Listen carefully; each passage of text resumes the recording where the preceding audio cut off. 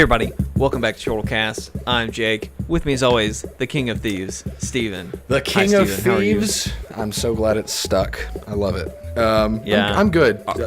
Some of our subs, Pablo in particular, is really gunning for me to have a title. So Pablo decided. Pablo came in and was like, you know that is it Captain Phillips, that movie with Tom Hanks? You know, look at me, I'm the captain now. I'm the captain now. Yeah. That's what Philip did. He was like, look at me, I make the titles now.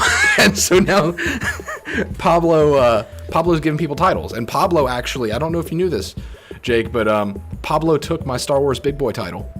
So Pablo is now... Yeah, I noticed that. I was very confused how that all went down. Pablo was like, hey, that title, I want it. And I was like, take it. So Steven's like, you can have it. So Pablo is now the Star Wars Chicken Boy, is what he calls himself. Interesting. Yeah. Yeah. If you have no idea what you're talking about, you should join our Discord. Yeah. You can get to it in the description It's of a this fun time. podcast or video. It's a fun time. In case you didn't know, folks, this is Chortle Cast, our weekly podcast here on the channel, where we talk about video games, movies, TV shows, anime. We're covering the whole gambit. Actually, yeah. We're talking a little bit of video games, but we're covering doing all the of whole gambit. We're doing all of that.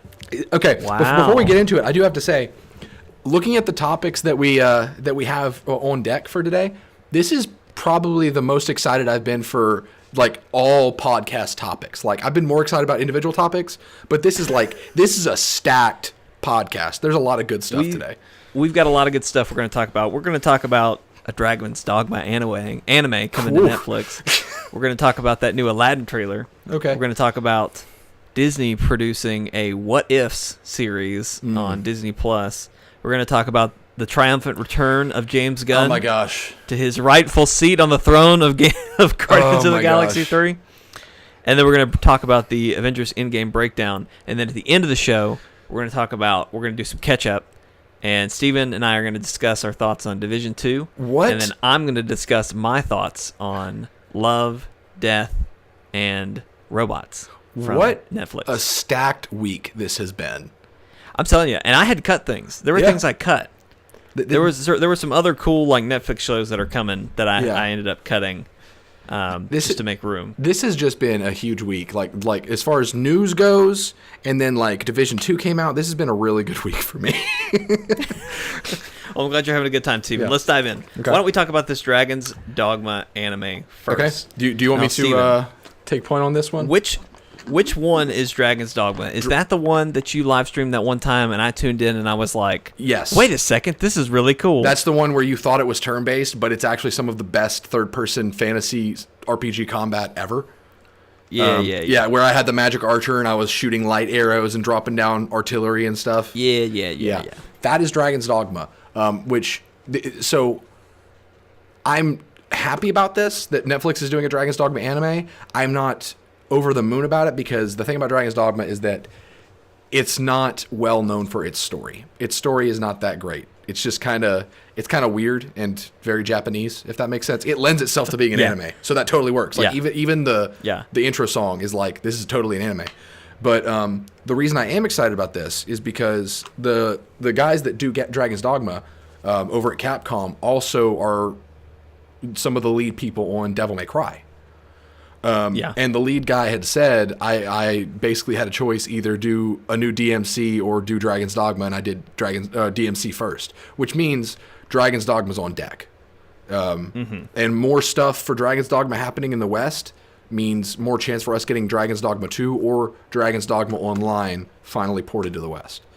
So really, any kind of exposure that Dragon's Dogma gets, I celebrate a little bit because I want more of that franchise over here in the West. Because it's really underrated. Yeah, absolutely. Well, this is kind of the rundown of what they say the story is going to be.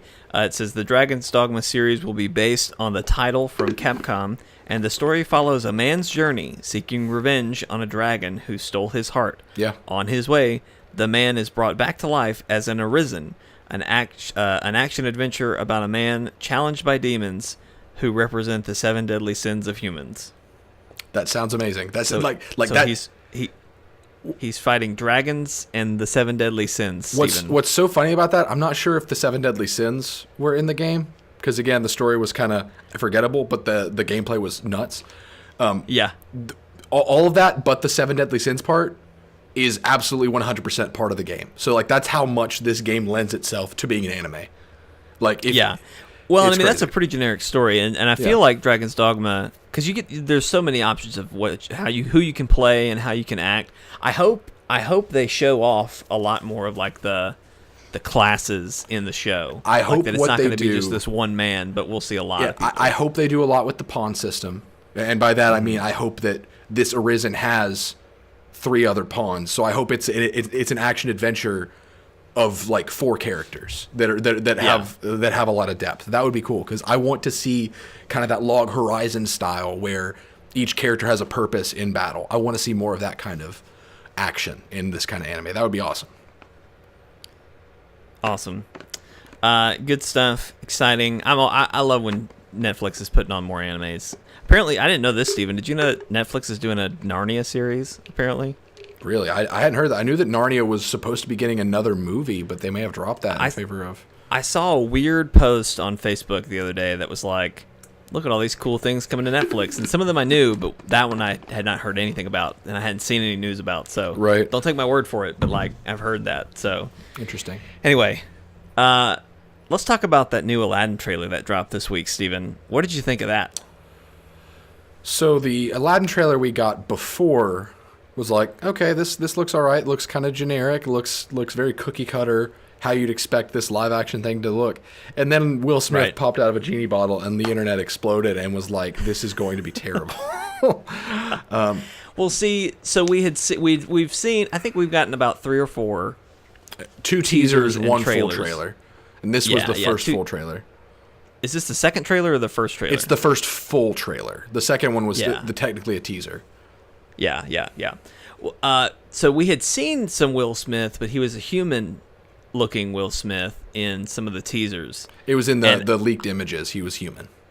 Yeah, and I looked at those and I was just like, come on, like let's at least have him be blue. Sometimes, like Genie was in and out of all sorts of different shapes. Like I'm all about him transforming, but let's at least have him be normal the first time. And so then that second teaser came out where we did see him blue for the first time, and I was like, yeah, that's great, this is so exciting. And the rest of the universe hated it. Well, it wasn't the fact that he was blue for me, it was the fact that it just looked like they cut off his face, like his face features, and just went on top of this blue blob. And I will say, since we are talking about the new trailer looks a lot better. The new trailer looked great. Like, I've been mid-tier kind of like nervous about this one. Yeah. But after seeing this trailer, I at least am confident enough that like I want to go see this now, and not just I'm gonna have to go see this just to see what it's like. But now I want to see it. Yeah. And we got a little taste of You Never Had a Friend Like Me. Not You've Got a Friend in Me, which we talked about a minute ago off the podcast. But we got a little taste of that, and I'm really excited. And A Whole New World. I'm really excited to see Will Smith's Never Had a Friend Like Me, because he is definitely going to make it his own. It's going to be much more like hip hop and rap, but Will Smith is just so likable in everything he does that I think it's just going to be fun. And that's all that song needs to be. It needs to be grand and fun, and he is both of those things. So I'm really hoping that he can pull it off. Yeah. You haven't seen the Aladdin Broadway show, have you, Steven? No, I have not. Have you seen any like videos of I've seen some images of like the cast and stuff. Okay, all right. Well, I know when Robin Williams died, there was a video of the cast doing something kind of cool. But anyway, they have the guy who plays the genie in that play. I'm pretty sure it's been the same guy for a long time. If not, they typically go with an African American cast member for that. Right. And he's very much. I almost feel like Will Smith is kind of taking some inspiration from the Broadway, how they've handled it. Yeah. Because he is very hip hop, like, yo, what up, man? Like that kind of thing. That he kind of takes it in that tune. So I'm expecting his genie to feel a lot like what the play stage genie feels like, and I love that.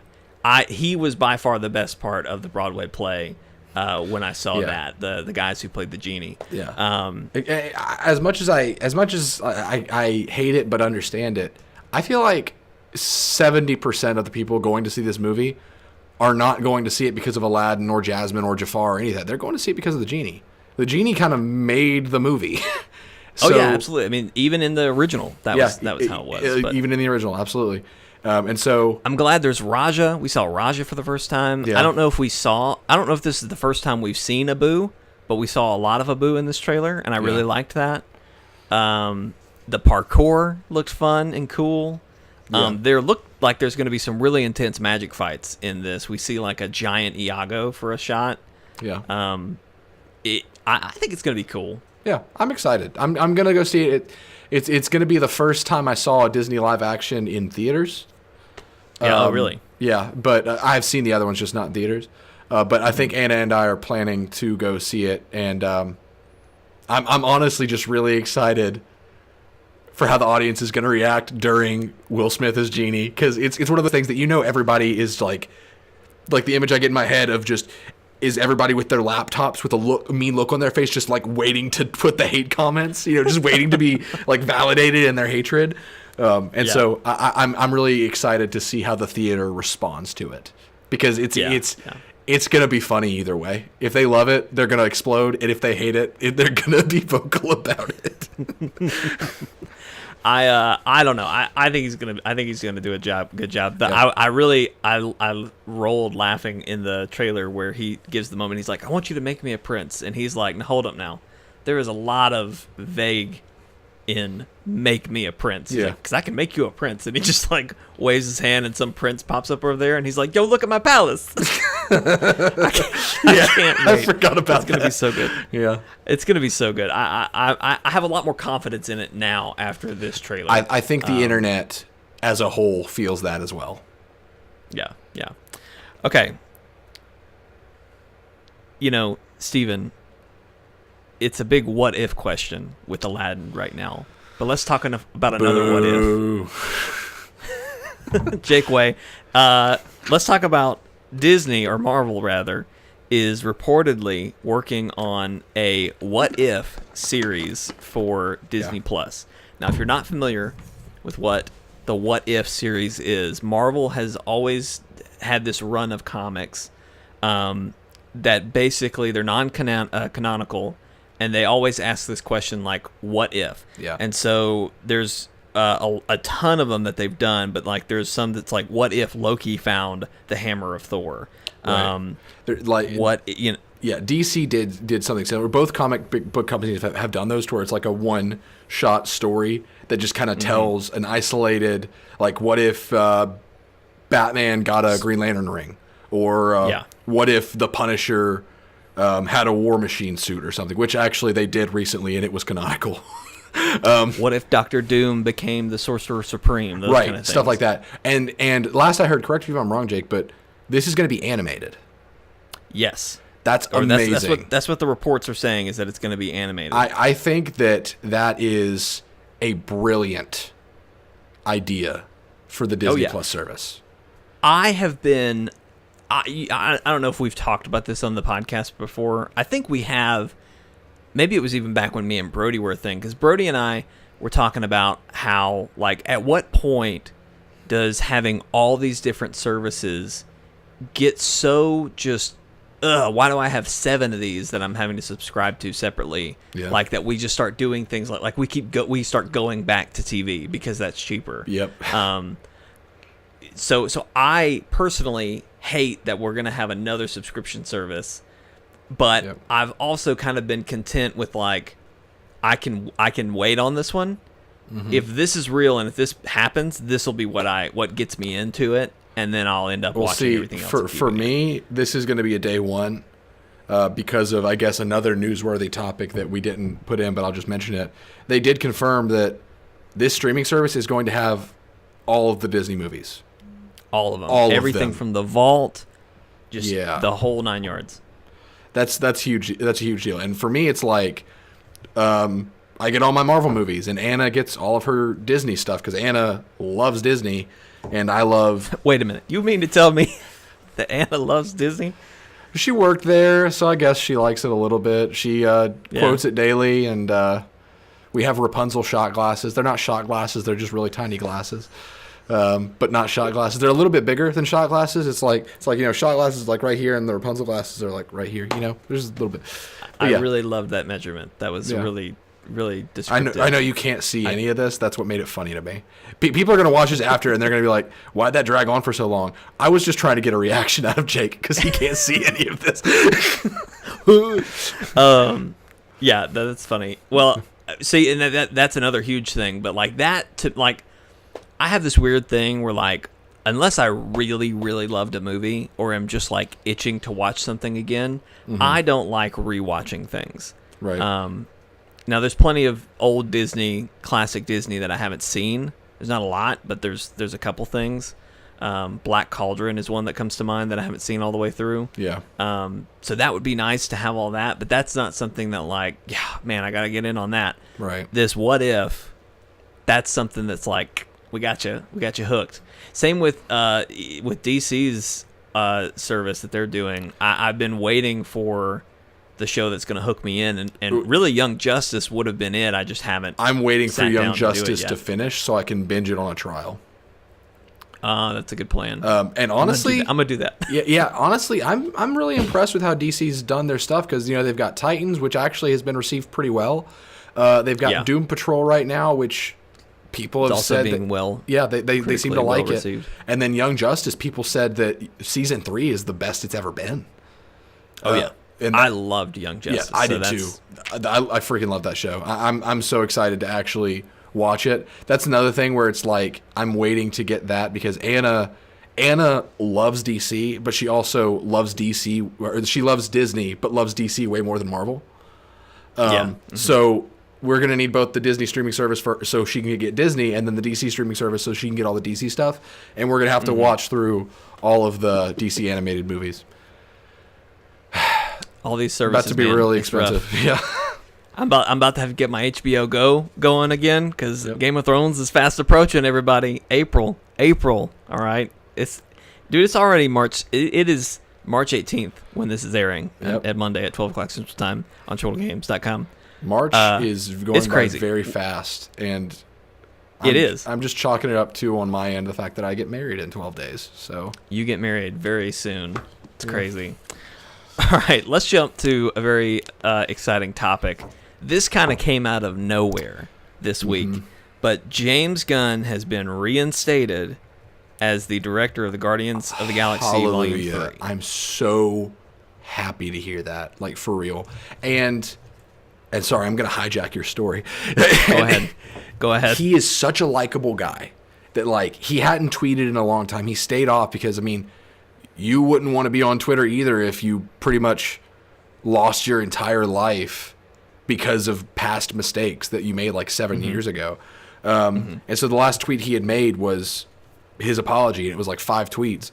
But he tweeted, and he was basically like, "Thank you to everyone. I'm honored by your love and support." Here, I've got it. Yeah, okay. He said, "I'm tremendously grateful to every person out there who has supported me over the past few months. I am always learning and will continue to work at being the best human being I can be.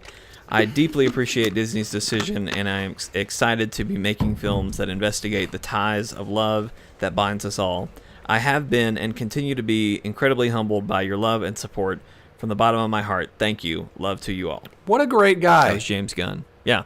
Really good response. Yeah. He's handled the whole situation really well. He really has. And that's part of why Disney and Marvel did make their decision to reinstate him. Yeah. The crazy thing about this is, Steven, at least to me, they made this decision months ago, is what the reports say. That 9 months, the news think.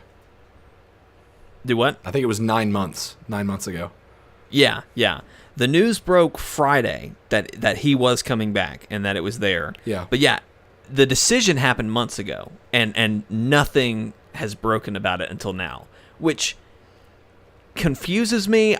Because like to me personally, it's been so far gone that he was canned that I've almost forgotten about it. Like I've almost moved on. Like if you had said something to me like, "Hey man, remember when James Gunn got fired?" I'd be like, "Oh yeah, that sucked, man." I never forgot. Well, like what I mean, like, is it wasn't as public facing anymore. Right. Like people had moved on and had gotten over it. So I wonder if that was what played into it. Was like, let's just wait a little while till it feels like it's kind of really died down, and then let's bring them back on. Obviously, people are very excited about it. But my guess is that they probably waited till this died down because they probably realized pretty quickly that they made the wrong decision. Yeah. And either that or they had to run an investigation. They probably ran a private investigation to make sure that all this was not true and everything. And they the things that were true were very small and taken out of context from what I remember. Right. It was just him being crass because he tried to make a career out of being a shock humor guy. And that was basically all it was. But they probably ran an investigation to make sure there was no merit to what he said. So that he did have a clean record and that he just said stupid things. They probably ran that kind of investigation privately. Right. But I don't know. This whole thing has just been a mess. I'm glad that he's back. I'm over the moon about it because we're getting a Suicide Squad reboot film by him. Right. Then we're getting Guardians 3 by him. That's amazing. That's like it's funny because this almost will probably calm down now. Oh yeah. It's funny because he's been like on a ledge. He has been on the warpath. I'm telling you. But I honestly was afraid he was going to get fired at a certain point. I kind of was just too. Of how defensive and loyal he got. Well, honestly, I respect Batista even more after all that stuff because like to basically put your young acting career at risk because you're just that loyal and respect a guy that much, that takes balls. And, absolutely. And Batista's definitely one that's got that kind of grit. If anything, like it's funny, Batista came out of this to me looking like an even more solid guy, and James Gunn came out of this in a better career position than he's ever been. He's working with both DC and Marvel now. And you and I had an interesting discussion on Friday when this did break. Your first concern was like, is he still directing Suicide Squad? It was like, yeah, that's confirmed. We're good there. But your next question was, does he continue to work for Marvel? And does he continue to work for DC? And that's what we don't know at this point. Right. To me... Because there's a concern that he'll just be here for 3 and then move on. And I think more than likely, he's good with Marvel. Like, he'll if there's a Guardians 4, he'll direct that. If there's another Avengers movie with the Guardians in it, I think he'd write their lines, that sort of thing. I think he is still around. The real question for me is, does he continue to direct DC movies after Suicide Squad? I don't foresee that happening. I think that it's ultimately going to be his decision. And James Gunn has always been one of those guys that's like, he never wants to have something overstay its welcome. Because with Guardians, he always envisioned it as a trilogy with that team. Right. And so I could totally see him finishing out the trilogy and then going to DC if he enjoys his time with Suicide Squad enough. Wow. I could totally see that happening. And he would leave on good terms with Marvel. But I think ultimately, if this truly is, water under the bridge between him and Marvel, him and Disney, then I think it's going to be his decision. And it's going to depend on where he feels creatively he has the most to explore. Because I could totally see him falling in love with the Suicide Squad concept, setting them up for a trilogy, and then just sticking there. I could totally see that happening. Yeah, just kind of recreating a little bit what he did with Guardians. Yeah. All right, let's move on. Let's talk about... I don't know if... I assume we've talked about this on the podcast at some point, but I'm pretty sure, Steven, you and I have both been saying privately that as soon as Captain Marvel's over, there's going to be the final Infinity War trailer. Yep. And it's going to show Captain Marvel. We're finally going to see her there. Yep. And we got that this week. So, the Avengers End Game trailer has happened. It's great. It shows all sorts of crazy stuff. Has raised all sorts of crazy questions. Spoilers about Captain Marvel. Our theory was not right. It was so far off. We were way off base for where they're going. So now I really have no idea what's happening. I really don't know where we're going. They're definitely going into the quantum realm. Those are quantum realm suits that they're wearing.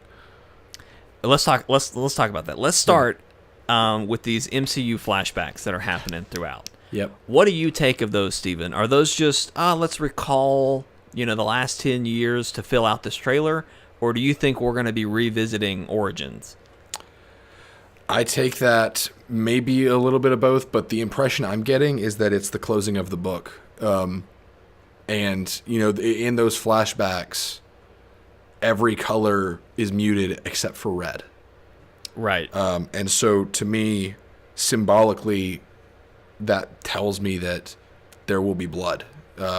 Maybe even that alludes to sacrifice, like, paying for this end game, paying for the redemption in blood. And so to me, that's almost like these characters who have had origins, this is their end, and it's ending in blood. And that sounds like super dark, but it could be too just that the color red pops a lot in those shots. Honestly, it could just be a visually aesthetic thing.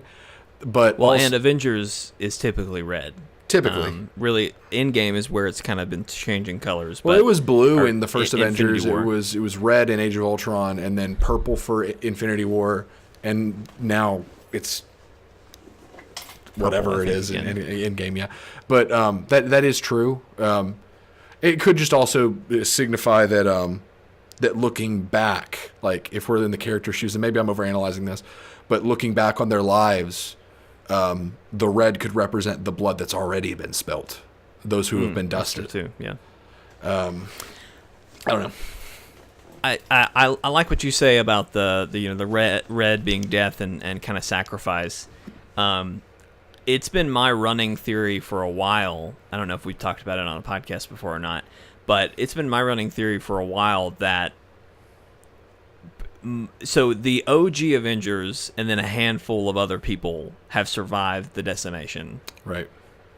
I would not be surprised at all if the OG Avengers all die in this movie. Right. Black Widow's not dying. Black Widow's not dying because they are making a movie about her, which I think is a huge mistake. Yeah. Well, and so. If any of them wanted to get out of their contracts and they were going to just close their stories, I could totally see them doing that here and just letting them die in a big sacrifice and moving on. Perfect send-off. If it's going to be a few, I look at Iron Man, Captain America, and I didn't until this trailer, but Thor. Right. I didn't realize, and I guess it's just because it's literally been 10 years from now, but... Correct me if I'm wrong, Steven, because I'm this is what I'm understanding, but the three heroes that had movies before Avengers was Iron Man, Captain America, and Thor, right? And Hulk. Then technically there was that Incredibles Hulk thing that we threw into the MCU, but that no one cares about. Yeah, but it is those four, with Hulk being the technicality. Yeah.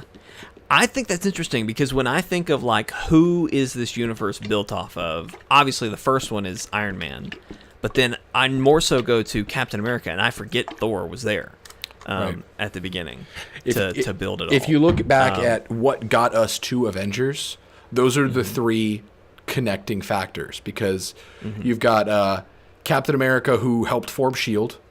You've got Tony Stark who's kind of got ties to the Tesseract and was being targeted for the initiative, and you've got Thor, who is the tie that brings Loki into the picture. So, those were the three that it all started with. I think that's why they're showing flashbacks to those movies because this is supposed to be the finale to what Eric, who was basically like my Marvel movie going to guy. He and I are calling the past 10 years the Infinity Saga. This is the closing chapter of the Infinity Saga. Yeah, absolutely. It's just the biggest question right now is who's going to be continuing on after this saga. Before Ragnarok, I would have told you that Thor is going to die. But Chris Hemsworth might renew just because he loves the direction they took Thor with Ragnarok, and it feels like a new character. Yeah, But it would totally... And even in Infinity War, he felt new. Yeah. It felt like he really has come into his character. Oh, now. absolutely. Thor was one of the best parts of Infinity War, and I talked about that kind of in the Captain Marvel review from last week. But Thor had some of the absolute best moments in Infinity War, and arguably even some of the top moments in the MCU as a whole, just in that movie. Yeah. But anyway, it's just interesting because I think if it's going to be a few people that die, I'm looking at Tony, Cap, or Thor. And like you said, Chris Hemsworth's on a great trajectory. He's just come into that character. There's so much more they could do with that character. Right. Why would he go? Iron Man, Robert Downey Jr., he loves this character so much.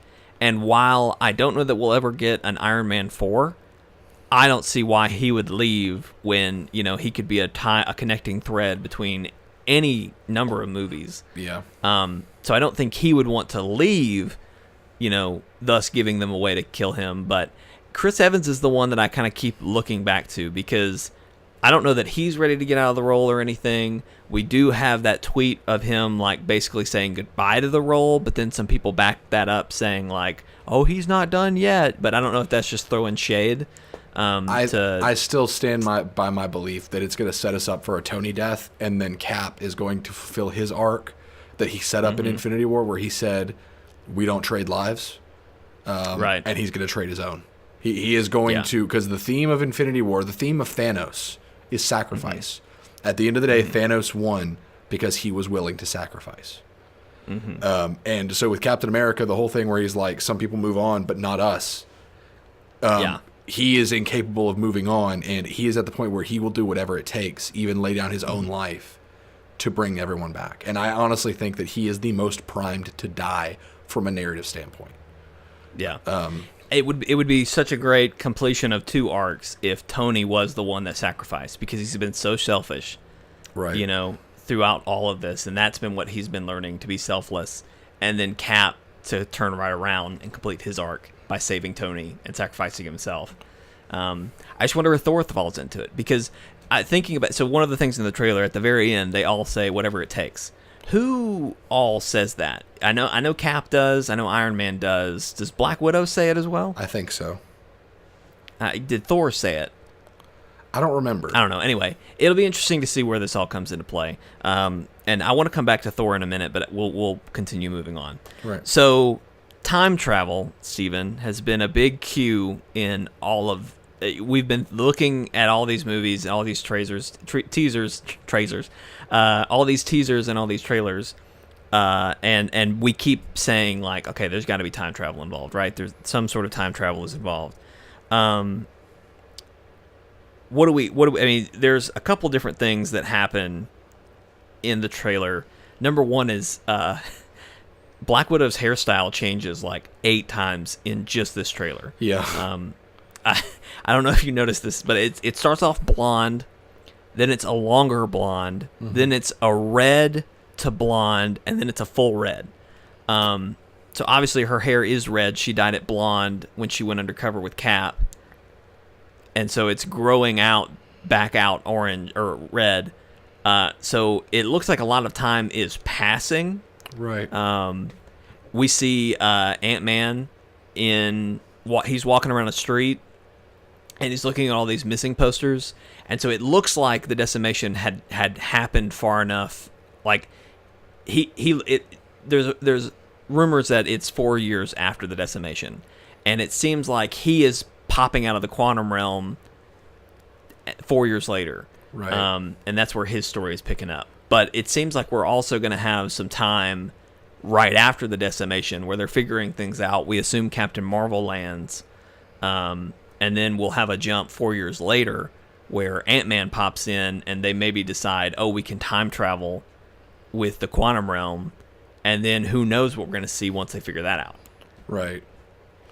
So you think that maybe the movie will start with Ant-Man in the quantum realm, and he'll time vortex 4 years into the future, not even into the past? I don't think he's going to be in the past based on what I've seen, but I don't know. Yeah. He could go back and forth. He could go into the past and then jump back to the future. Because we also, in the first teaser where they show Ant-Man and they're like, is this the front door? Or when was this recorded? That's the front door. Yeah, is this an old video? Yeah. Yeah. So I don't know. This trailer, I think we can look at it and say he's in the future. He's after the decimation. Right. But in the first trailer, we really don't know, other than her hair is short and blonde, which was what it was right after the decimation. Right. So, but what makes me think that, I don't know. What makes me think that he's going to hop out of the quantum realm into the post-decimation instead of like them helping him out by like, I don't know, time travel, man, is the fact that when he does see the missing posters, he is alone, and it looks like he just entered the world by himself. Yeah. Oh, yeah, absolutely. So, I don't think they help him out of the quantum realm. I don't think any of them would have any reason to know about the quantum realm. Right.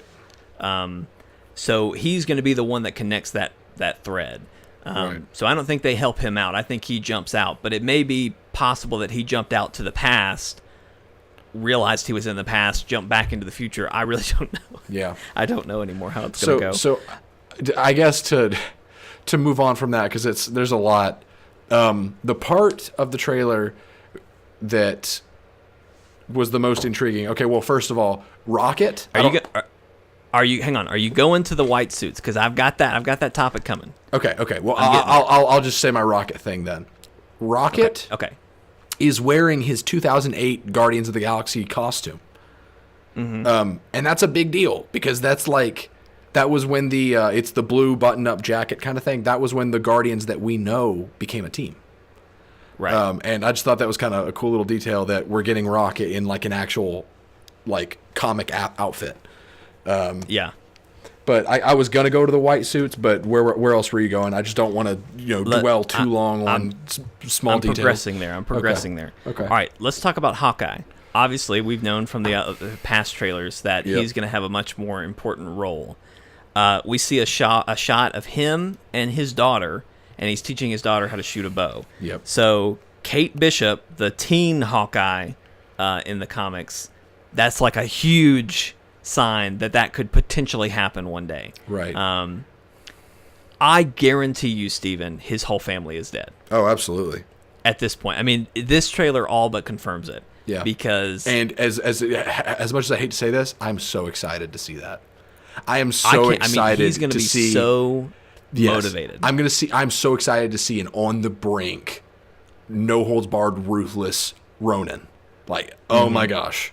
So it's going to be so good. He's the clincher for me, honestly.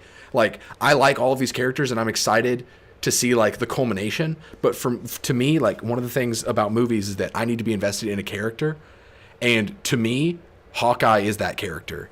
I want this to be in a lot of ways his movie. That's why I want him to be the emotional center. I think he definitely will be, for sure. Yeah. It's interesting. We see him as Ronin. Obviously, he's got that sword. We see that moment. Yep. We also see him with his arrows and bow and arrow and such. Yeah. So it may be that he starts out as Ronin, but eventually comes back and joins the team as Hawkeye. Ronin uses a bow as well. Okay. He uses swords. So he's just more ruthless. Yeah, he's just more ruthless and much more about... Yeah, basically, it's an anonymous mercenary is kind of how Ronin operates, I believe. Right. All right, some quick notes here. We see Tokyo in this. We see a shot of the Quinjet flying over Tokyo. Tokyo does not look nearly as bad as New York did. Yeah. And we assume that's where Ronin has been fighting. Yeah, I would be willing to bet that's where he is, and the Quinjet was Widow going to find him. Yeah, but I thought it was interesting that Tokyo did not look as badly damaged as New York did. I don't know what's up about that or why that is the way it is, but I'm curious to see how that goes. It'd be interesting if like the Yakuza or some like the crime centric stuff in Tokyo. It'd be interesting if they like took over the city, and that's why Ronin's there, like fighting a one-man war. That'd be so cool. That would make sense. That would make sense. That would make a lot of sense. Yeah. We do see Nebula here. Yeah. There's a shot of her like fighting at some point, and it looks like the same shot that we see of Cap later, like strapping on his shield, and he looks beat to hell. Yeah. It looks like it might be taking place there, but it could also just be a reuse of a Titan fight, or maybe she and Tony getting a little brawl. It looked like it was on Earth. Titan. Like, because it looked like earthly structures were around them, kind of. Yeah, and that's where I'd guess, but I don't know. I do think, anyway, there's a couple of things that it could be, but I lean more towards yours. But we do see her a good bit, and we see her and, well, hang on, I'll get there. Speaking of Captain America, and like, you know, it could be that same fight. We see his get our first look at his new costume. And it looks kind of like a blend between his Civil War costume and like a newer costume. He's got like chainmail on it. That's awesome. And that's what we see, and he looks beat to hell, and he's strapping his shield on. Like, honestly, a Captain America with like chainmail or ringmail or something, that's a classic Captain America look. There was a run where he had like chainmail on his armor, and it looked awesome. Yeah. Maybe it was scale mail. I don't know when that fight's taking place. I don't know where. I don't know why. Yeah. I can't wait for whatever that moment is. Yeah. Because I feel like that's going to be a huge moment for Captain America. Yeah. Like, that could be his final moments, and we just don't know. That could totally be if they are fighting Thanos in this, that could totally be as long as one man draws breath against you, you will fail. That could be his moment there. Like, whew. That could be all right, awesome. Steven. Let's talk about these matching outfits. Okay. What do you take away from them? Those are quantum realm suits. Absolutely. They have so much. They look so much like the Ant-Man and Wasp suits, and like the suit that Hank Pym wore when he went in after. Janet Van Dyne, whatever her name is. Yep. They're totally going in the quantum realm. Yeah. And I assume they're going to time travel in the quantum realm. Yeah. So interesting to note who is there. So we pretty much have everybody, including Tony and Nebula, right, in that lineup, except for Thor, Hulk, Rocket, and Captain Marvel, Carol Danvers. Yeah. Those four are absent from this final shot. Honestly, I'd be willing to bet that Hulk might have been digitally removed, and that Hulk is in Hulk form in a suit already. And that's possible. That's possible. And it's possible that Captain Marvel and Thor and Rocket are also in this shot, and they just didn't show us. Right. But I do think it's interesting that they were left out. Yeah.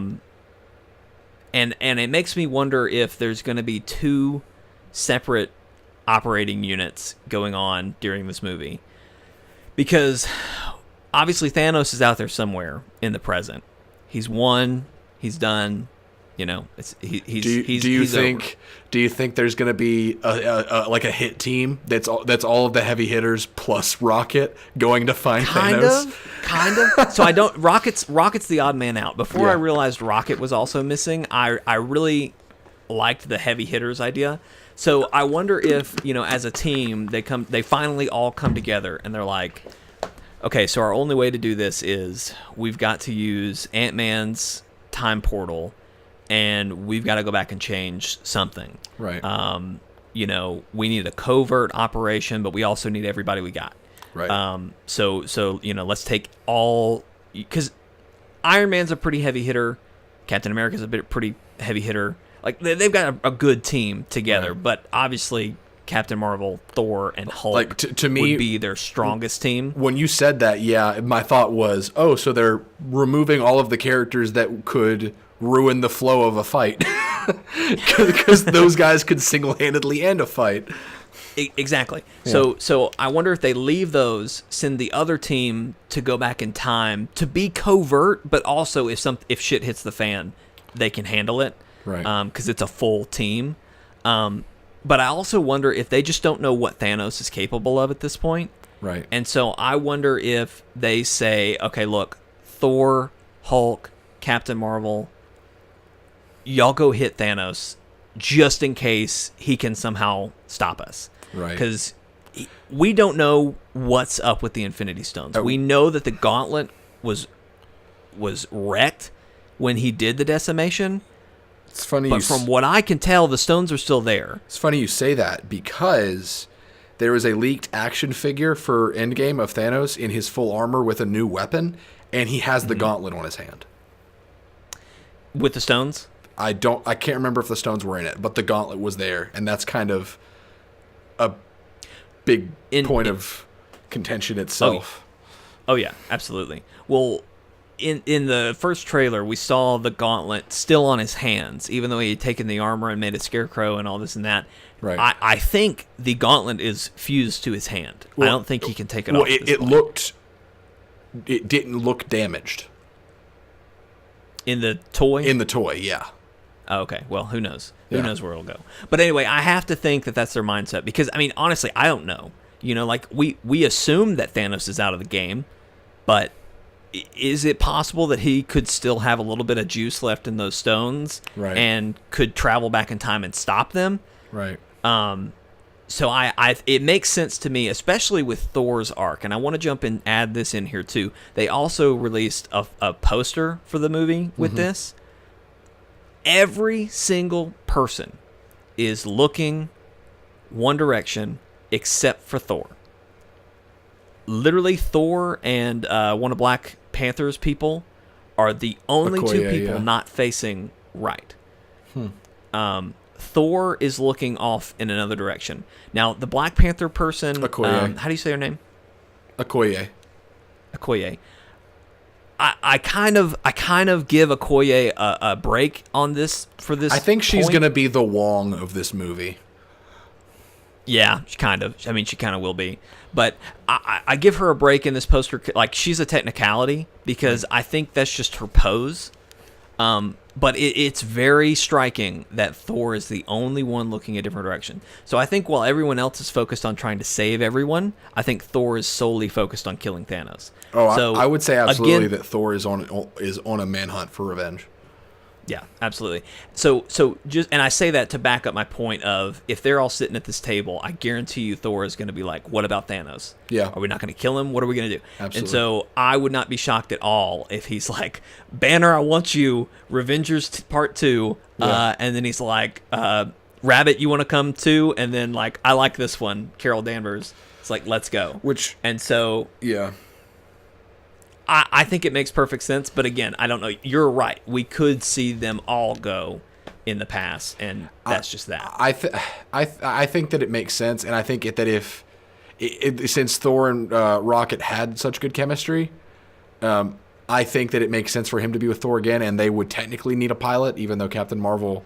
I mean, I'm surprised that they wouldn't have her be the pilot because she can do everything. She's Captain Marvel. He said as he rolled his eyes, but. I love Captain Marvel. I honestly hope that we get a lot of time with Rocket and Tony. Even though I know this is probably not the movie to do it, I need to see Rocket and Tony share at least one scene where they science together. That is a wish fulfillment for me. I really do think there's going to be a moment where they all come back together and they do make this plan. Right. They say, here's what we got. Here's what we got to do. Who's in? And they say that whatever it takes, like we all agree, like whatever it takes, we're going to do this. Right. So surely at some point they will work together, but who knows? Yeah. But and the last thing I'll say about the trailer before we move on, because we really probably should move on. I did not like the stinger at the end of the trailer. With Captain Marvel and Thor? And here's why. Because, again, it was one of those things of Marvel being like, you see that? Thor likes her, so now you have to. It's like, don't hold my hand. Whatever. That is not what... That's exactly what it was. That was totally in response to just, like, all the backlash that they've been getting with Captain Marvel. Undeserved backlash. The movie was fine. But that's just how it felt, was just like... He just looked at it and he was like, I like this one. Okay, we get it. Yeah, Captain Marvel's great. Let's move on. Like to be fair, I wasn't a big fan of that stinger either. I wanted to see Captain Marvel in action. But I guess they're not showing us that because her action is probably going to be fighting Thanos with they're not showing us really any action. And I love that in all of these scenes we don't know who they're fighting. I'm telling you, we have bits and pieces of maybe the first and second act. Yeah. But really, I mean, this movie right now was last I think someone reported about it. The movie is 3 hours long right now, and I hope they don't change a thing. I hope they don't either, dude. I could so watch a 3-hour movie of this. You need to. I don't make this happen, Jake. You need to come up here for the preview of Endgame, and you need to come watch it with me. I don't know how that could happen. No. I'm going on Thursday. Yeah, I'm going on Thursday too. Quit work. Don't go to work on Friday. Don't go to work on Friday.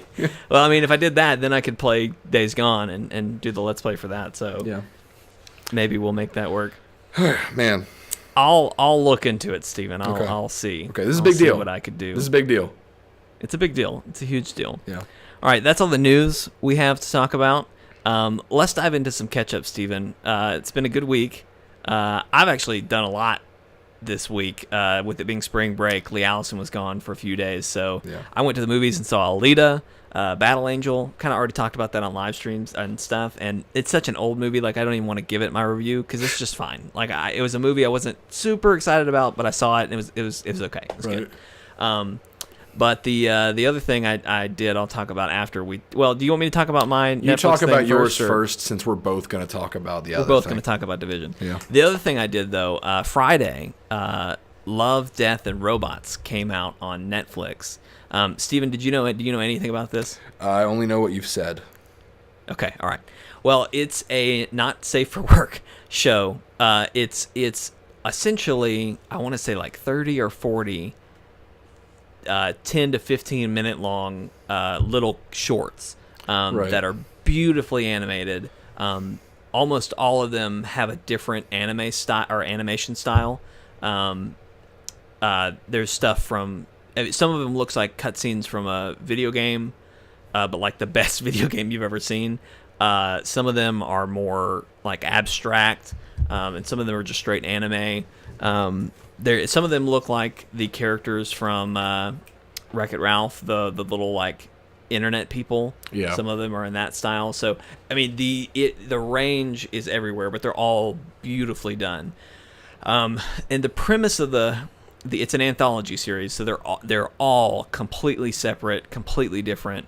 But the big thing is they all kind of have a twist that catches you right at the end. And they all revolve around love, death, and robots. So they do. I just love the style of how it all connects together. Because at the beginning of each episode, it says love, death, and robots, and it has the symbol of a heart, an X, and a robot head. And then once it says that, those symbols flip like they're on a lottery, and they land in 3 different emojis. That describe the episode you're about to watch.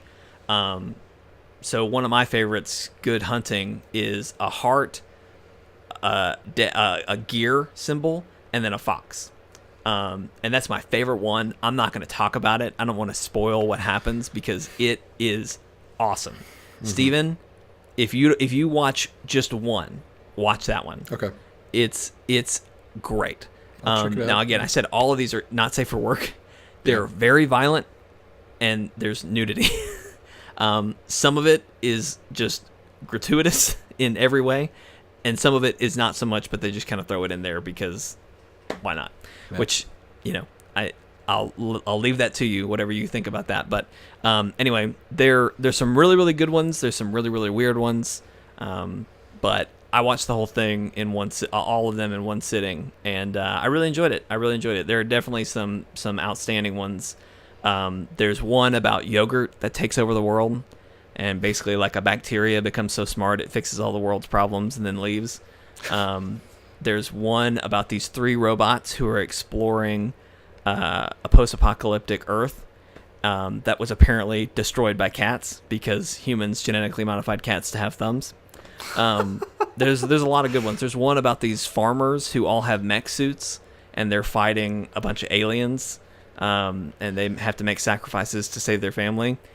There's so many good ones, and again, they're all like animated so beautifully. I'm gonna have to check it out. So just for if the it's something you're farmers interested in suits. and you want to go watch them,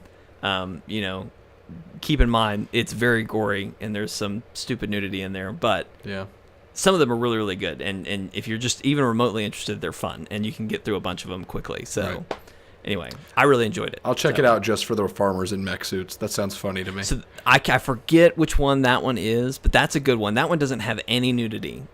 I'm knocking on something, but I'm like 95%. There's no nudity in that one. Okay. Good hunting is great. Okay. I want an anime off of this movie. Okay. Without spoiling much, it basically takes a look at what would happen to mythical creatures as the world expands and as the future comes. Right. And so it starts in a world where there's magic, and it ends in a world of technology. Huh. And it's so cool. That's cool. And I loved it. That one, I've watched that one 3 times since I finished. I'll check it out. It's good. But anyway, okay, Steven, let's talk about Division 2. Did you wanted me to go first? I'll let you go first because I'll probably chime in on a lot of what you have to say about mid game. But since I've made it to end game, I should probably go second. Okay. Well, sorry. I didn't plan that well because now I've talked a lot, but I'm sorry. So the Division 2, Steven has obviously been very excited for this game. Yes. Most anticipated game of the year. Yeah. And it has lived up to that hype for me.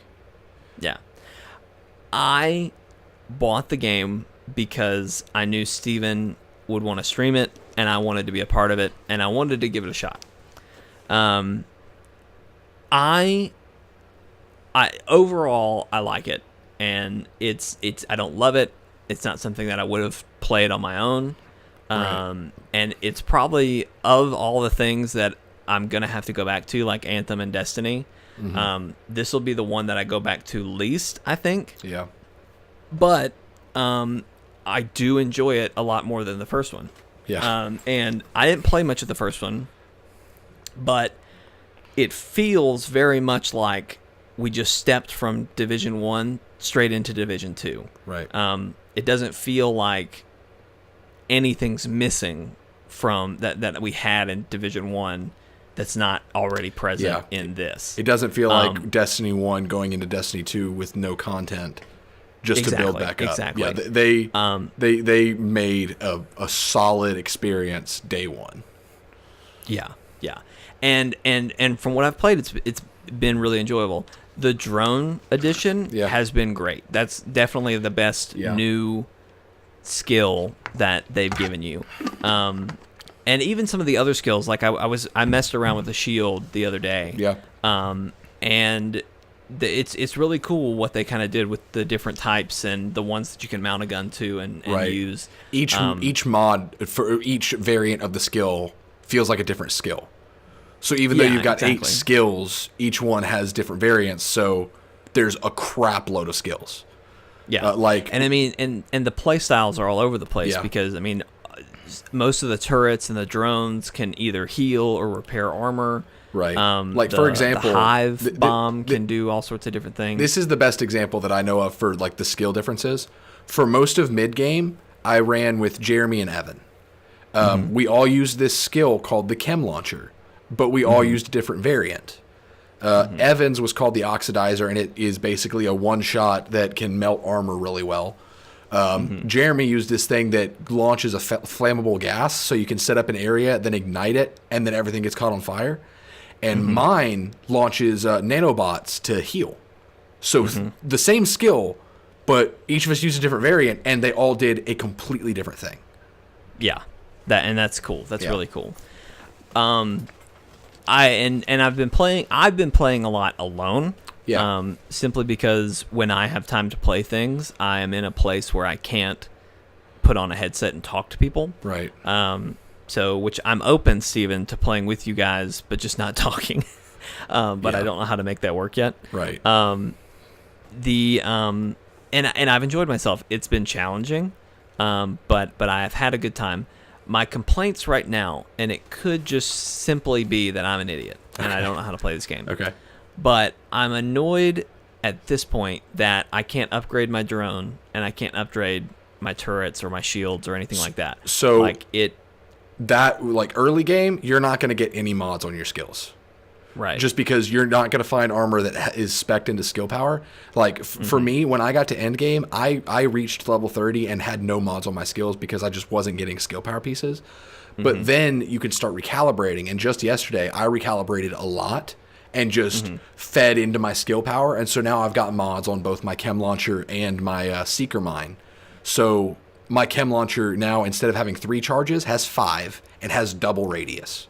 Wow. Yeah. So I can heal 5 times. That's the part that I'm missing right now. And obviously you're going to be able to do that later. So why don't you talk about Endgame? Because I can say this as somebody who wasn't interested in the game, who didn't play much of 1. This feels better than 1. Yeah. And I've enjoyed my time with it so far. So it's just, for me, it's a question of, will I make it long enough to get to Endgame? Because how I feel right now is like, whoa, that's so far away. But anyway. So mid-game, you go through all these different missions. Early on, you're looking for the president, and then you're working against these 3 factions.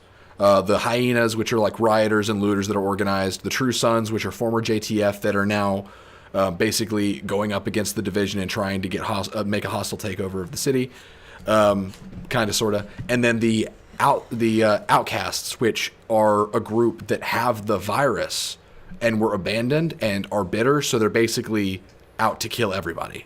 And they're even guys that strap C4 to their chest and they'll suicide bomb you. But the mid game is all about taking out those 3 factions, doing missions and doing world events to take back control points to get a foothold in the city, doing side quests, all that kind of stuff. And you do all the story missions. And then once you do the story missions, you unlock strongholds at level 26. Strongholds are the bases for each faction. You've got 3 of them. Once you do all of those strongholds, the last of which is the True Sun stronghold, and it's the freaking Capitol building. Once you do that, you've technically beaten the main game. And then once you hit 30, you unlock World Tier 1. And then you get a cutscene of everybody celebrating, like, yay, we took back the city. And then that night, this group rolls in called Black Tusk. Black Tusk is a militarized unit that uses division-level tech. They have weaponized robots, like the quadruped robots that you see in those funny videos where they trip and they don't know what to do. Yeah. They've got those with, like, anti-material rifles on top. Whoa. They are decked out. They come in and they basically wage war on the city and they take everything except for the White House. So you go into endgame repeating mid-game, but it's more of a war where when you take a control point, enemies can attack and your guys can attack enemy control points. And so you're balancing out, where do I have seized, where is a territory control, basically fighting against Black Tusk. So the end game is more of the mid game, but with more depth and with a loot hunt. In addition to that, the story missions become invaded. Certain ones do. And when a story mission is invaded, that's when Black Tusk has taken over and you have to fight back against them. The dialogue's completely different. They rehaul the mission for Black Tusk. When you do that, you have to complete the invaded missions, then you have to complete the strongholds again, but it's invaded strongholds, and you repeat the process to get another world tier up. So the game is basically while you're... Does the Diamond Tusk come in next? No, it's still Black Tusk every time, I believe. Wow. At least that was what we did to get to World Tier 1, and so I'm assuming that once we complete the strongholds again, we'll hit World Tier 2 and so on. And I think it goes up to World Tier 5.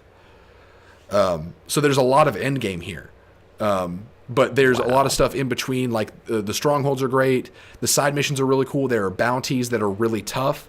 I told you about a secret we found in the Washington Monument.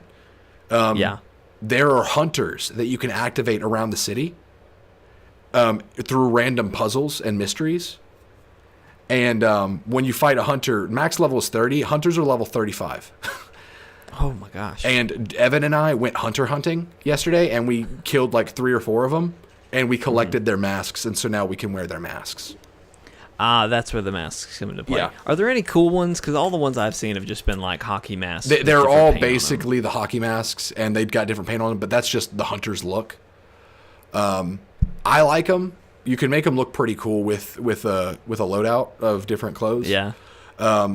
But aside from that, you get specializations once you get level 30 and complete the strongholds and going into World Tier 1. There's Demolitionist, Survivalist, Sharpshooter. Each of them gets a specialized weapon. I went Survivalist, and I'm very happy I did. I get the crossbow. And the crossbow feels like the weakest of all three. Because it does some pretty good damage, and it does an impact, and then it explodes, so that's nice. But you feel like you get the least bang for your buck with that weapon. But to me, I didn't go there for the crossbow, because with specializations, you also get perks. With the Survivalist, you get 2 different perks that you can increase that make you more effective with assault rifles and shotguns. So for me, I'm all about assault rifles in this game. So I'm putting points into assault rifles, and there's also another perk that increases outgoing healing. So your Survivalist is, by proxy, your healer for now. Right. They're adding more specializations later. But the specializations are more than just the weapon that they provide. They are another progression system that you do while you advance through the world tiers. So it's just really clever what they did here, where they created a mid-game with a lot of personality, but it was really just a tutorial to get you ready for the end game where the streets of DC become a war zone. That's crazy. It's really cool, and I really hope you get to it and enjoy it. But once you get to... I was just hoping I'd eventually be able to do a stronghold with you. Now you're telling me I'm going to have to go through the whole game 5 times. No, you can do strongholds with me. You just have to play through all of the missions once. Then you unlock the strongholds the first time, and then every time beyond that, you go through world tiers. I'm in World Tier 1 right now. I just got there on Saturday. That's what I'm saying. But it sounds like once you get in a world tier, you're doing it all again, and then you get in tier 2, and then you do it all again. It's like, whoa. Pretty much. I've been overwhelmed just at how many missions and side missions there are. Yeah. And I'm just I've been focusing on story missions to just try and keep myself going. Don't get me wrong. The game is overwhelming. Yeah. The recalibration, the perks, the skill mods, all that kind of stuff is nuts. It is a lot of micromanaging, but what I love about it is that Division has always been, and thankfully continues to be, this game where let's say you have a problem, like someone asks you a question and there's not a right or wrong answer. That's kind of how Division is. If someone asks you, how do you want to be a healer? Division also gives you the bullet points of what weapon do you want to use? What specialization do you want to use? What armor do you want to have equipped? What talents? What skills? What mods for your skills? All this kinds of stuff. And if you get a rhythm for the game, if you understand those concepts, it becomes a dream for people like me who love making builds. Right. And so it can feel overwhelming, but at the same time, if you want to be a character that just goes guns blazing, that's really easy to build a character for. Building a skill-based character, like an ability-using character, is the hardest thing to do in the game because it's the most complicated. But I'm gonna do it because I'm gonna be a healer, and I've been running heals since level 11, and I've been doing it really well. Yeah. Well, that's good. Yeah, like I said, I've enjoyed what I've played. I'm probably gonna play some after we get off the podcast. So. I'm excited to see where it goes, and I'm excited to see you get more excited as you get into tier 1, 2, 3, 4, and 5. Yeah, I'm really excited. I hope you get to tier 3. I mean, not tier 3, level 30. I was going to say, what happens at tier 3? You said tier, and I had the number 3 in my head. Sorry. I hope you get to level 30. That's what I meant to say. And I hope you get ready to do strongholds, and we're definitely going to play them together. Once you hit probably level 20, I'm going to start running with you more and more, because at that point, the scaling won't be so harsh. Yeah. But I really hope that you enjoy the strongholds, and I'm hoping that the specialization system and seeing how you can mod your skills and stuff really gets you invested, because like with the chem launcher, for example, when you can mod skills, that really opens up the game, because the chem launcher, the heal one, normally has a pretty tight radius and you get 3 charges with it. And through modding, I've got an extra 50% radius so I can hit way more, and I get additional charges. So the mods really change the effectiveness of the skills. So you could totally run a turret and drone build and make that like even more ridiculous through modding. That's what I'm leaning towards. Yeah.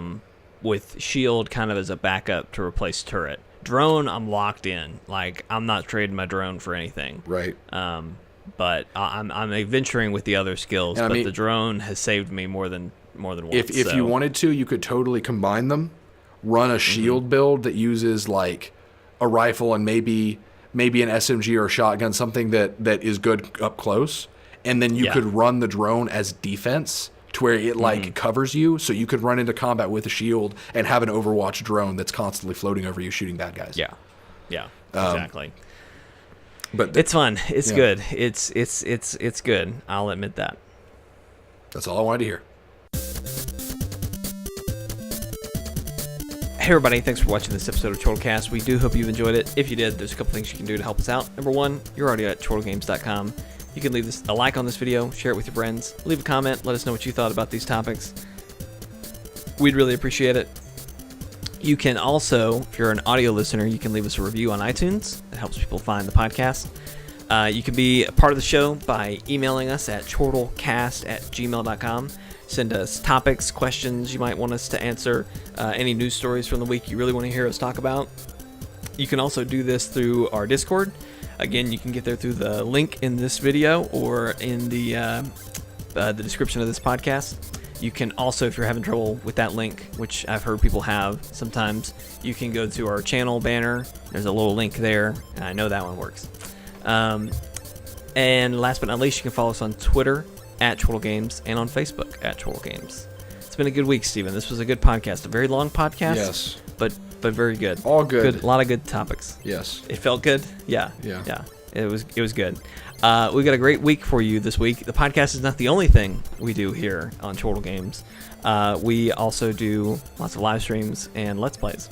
So shows airing today, Monday, 12 o'clock Central Time. Tonight, Steven is going to be playing some Division 2 with one of our friend channels, Friendly Fire Games. Yep. So you can check that out. Is Jeremy going to be on those as well? I believe Jeremy so. from 8-Bit Game I Shows? believe Jeremy from 8-Bit will be there. Okay, all right. I just want to Jeremy, I threw you out there, okay? All right, don't at me in the chat right now, okay? On Tuesday, we do a little thing we call Team Up Tuesday. Sometimes it's on Thursday, but this week it's on Tuesday. We're either gonna do Division 2 or Anthem. We don't know. Steven says that he's like a teacher. He's like, Jake, you gotta get your grades up. You gotta get your levels up before I'll play with you again. All else fails, we may leave it to a poll, maybe. Yeah. All else fails, we might poll on it. So if you are in our Discord or you do follow us on Twitter or Facebook, tweet us, put in the comments on the Discord, whatever. Let us know if Tuesday you want to see Division 2 or Anthem, and we'll judge by that. We'll just see. Both of those are great options this week. It's just we've done a lot of Division this week, but we've also been doing a lot of Anthem. So is it fair to just let Division take another week? Yes. Steven's like, yes, it can take it all. On Wednesday, that's the day we do Let's Plays, and we've got a pretty funny one for you. It's me playing this little game on Switch called Ape Out. And so it's a game where you play as a gorilla and you're freaking the heck out. You're killing a bunch of people. It's great. It's how Planet of the Apes starts. It's really fun. It's really fun. I had a good time with it. There's some fun edits in there. And then Friday and Saturday, normally we do a live stream Friday night and Saturday night. We're fast approaching Steven's wedding. So the next 2 weekends are probably going to be very strange for our schedule. The reason this weekend is strange is because I'm filming a wedding, but also Steven's bachelor party may or may not be happening. And so Friday, more than likely what's going to happen is we won't have a stream on Friday, and we will have a stream on Saturday night. But everything's kind of up in the air. The bachelor party might be Friday night, in which case we wouldn't have a stream Friday, and we'd have a stream Saturday, which is, I think, is what's going to happen. But it's also possible that the bachelor party will be Saturday, And so we'll have a live stream Friday night, and it'll probably be me and Steven on Friday night. But if it's Saturday night, it's going to be just Steven doing something. Yeah. So, or the party could not happen at all, and then we'd have both.